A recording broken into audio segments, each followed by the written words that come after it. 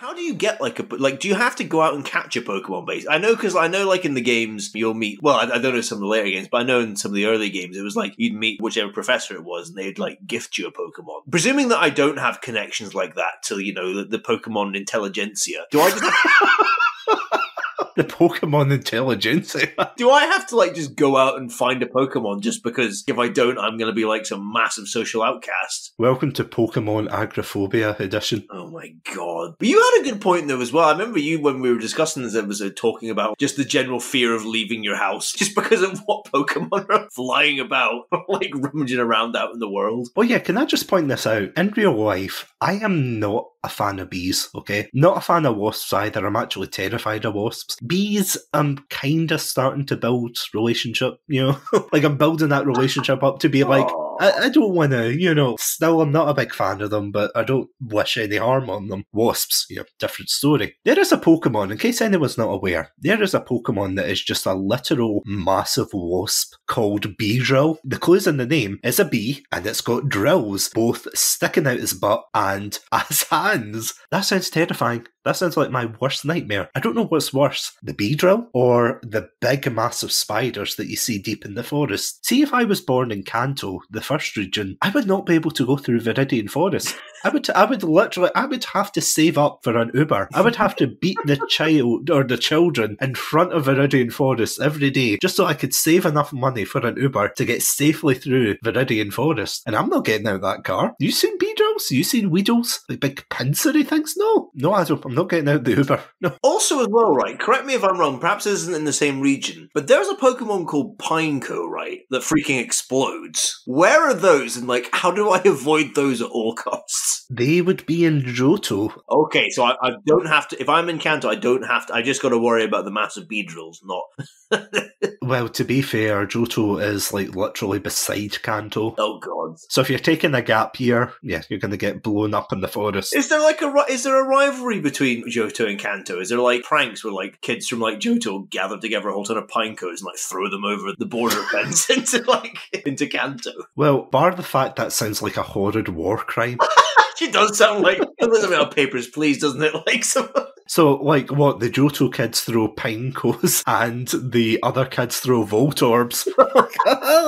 Boom, there you go. Kids of these days. Well, technically they share the same authority figure. They both have the same Elite Four. Which is weird to think about because, going slightly off topic, but there is no centralised government in this world as far as I know. I don't know if it's different for the anime, I don't know if it's different for the manga, but it seems like a very power-based society. It's how people really crap on Starship Troopers. Yeah. Where they're oh, you're only allowed to vote and you're only allowed to be in positions of power if you go and fight. Explain the Elite Four. 4 of the most powerful trainers plus 1 champion, so that's 5 trainers making the decisions on behalf of the populace, all because they're the strongest in the region. Is there a king?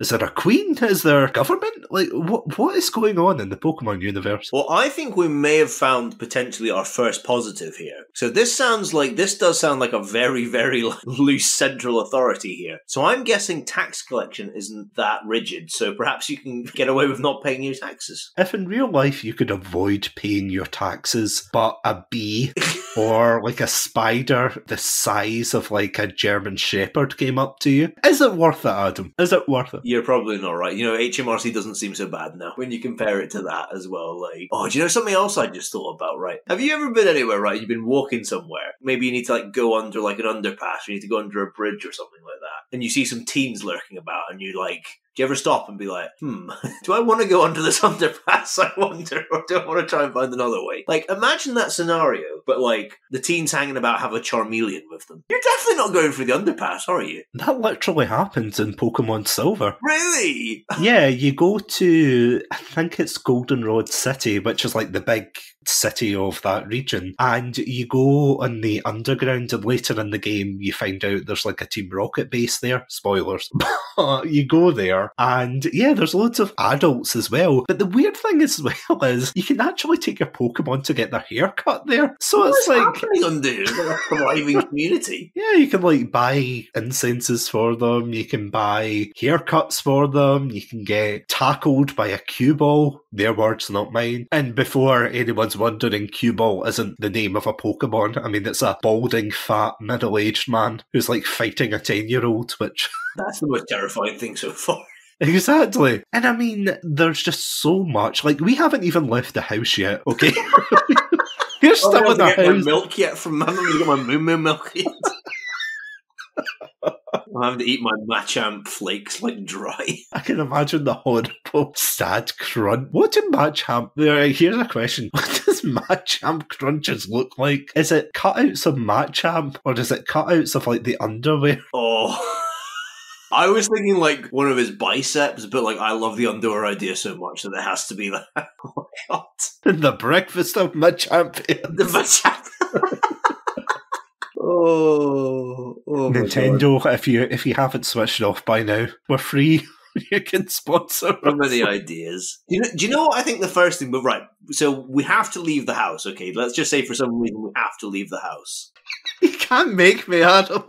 Right, okay, we have to. I don't know why, but we have to. Okay, the Beedrill's got inside the house. Like, we forgot to close one of the windows, and it's... Well, actually, let's be honest, it's just fucking smashed its way through the window because it's got drills for hands. So it's in the house, so we need to get out. What kind of insurance options are there? Because I feel like I need to get myself some personal insurance if I'm walking around this world. Do you think this is a thriving industry? I think it would be a very legal grey area, because in the Detective Pikachu film, they do joke about that, because the main character's like an insurance salesman before he goes over and sees his dad and all the Pokemon hijinks happen. But like, as boring as it is, I would be so interested to see that, because I'm like, what phone calls do you think he gets? Oh yeah, my Charmander's burnt down my house. How many times has that been? Oh, it's the third time. Right, well sir, we can't help you, but I'm going to be homeless. Boop, puts down the phone. That's it. What if some kids are playing, right, and they think it's a football, and instead they don't realise it's a Voltorb, and then or an Electrode, and it's like they kick it into someone's house, and it's like this poor old wee granny knitting, and then all of a sudden it blows up. Like, who's to blame there?